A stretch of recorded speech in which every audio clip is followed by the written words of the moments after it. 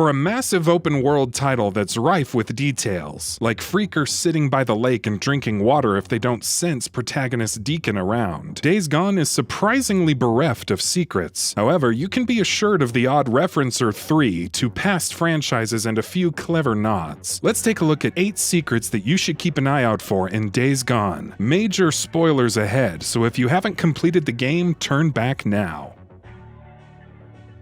Unknown Neuro weapon.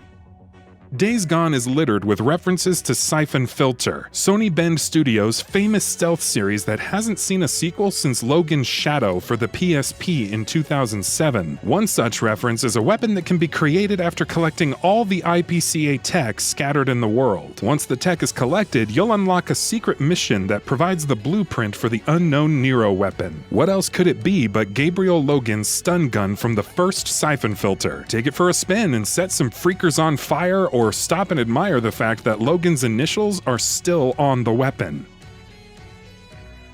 Classified virus research. At one point in the game, you come across a collectible called the Classified Virus Research Memo. The virus samples are outright codenamed Siphon Filter. The first strain was recovered in Ukraine, which was a location in the very first game, and agents Logan and Jing are referenced in the attached note. Now the real question is, what does the future hold for the world when the Siphon Filter virus has caused so much havoc? Who are the ones above O'Brien? If Days Gone ever receives a sequel, we'll hopefully find out. Throughout Days Gone, there's an A symbol present in a number of different places, including characters' clothing. Believe it or not, but some took this to be a reference to the Avengers film franchise. We can't say we blame them, what with Avengers Endgame recently releasing, but no, it's actually the Anarchy Reign symbol. Sorry, Marvel fans. Red Dead Redemption.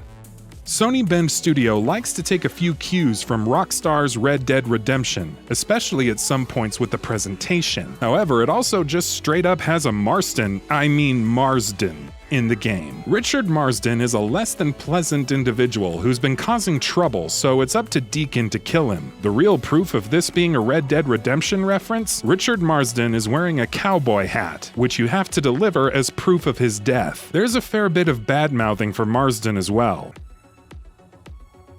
Dark Souls. Nowadays, pretty much anything can be like Dark Souls. Dodge rolling and stamina management? Dark Souls. A high difficulty level? Dark Souls. Might need an easy mode, but also might not need an easy mode? Well, Sekiro Shadows Die Twice, but at one point it was Dark Souls. Days Gone takes the tried and true approach when paying homage to FromSoft's classic. At the Visitor Center for the Belknap Caves National Monument, you'll find the remains of a bonfire and a machete stabbed into the center. Despite the fact that you can't ignite it, save progress, or stop a dying world by linking the fire before actually bringing the Age of Dark. A shame indeed. 989 Studios.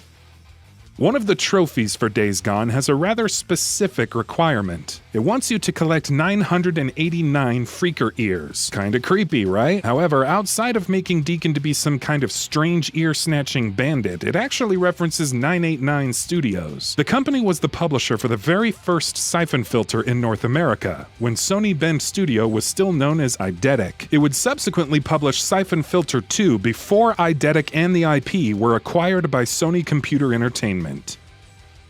Developer signatures.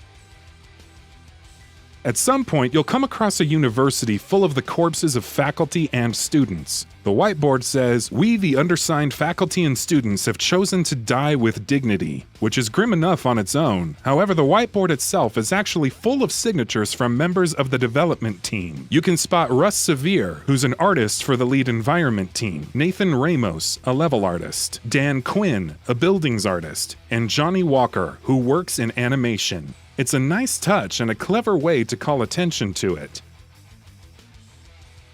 The Last of Us Part 2 reveal trailer.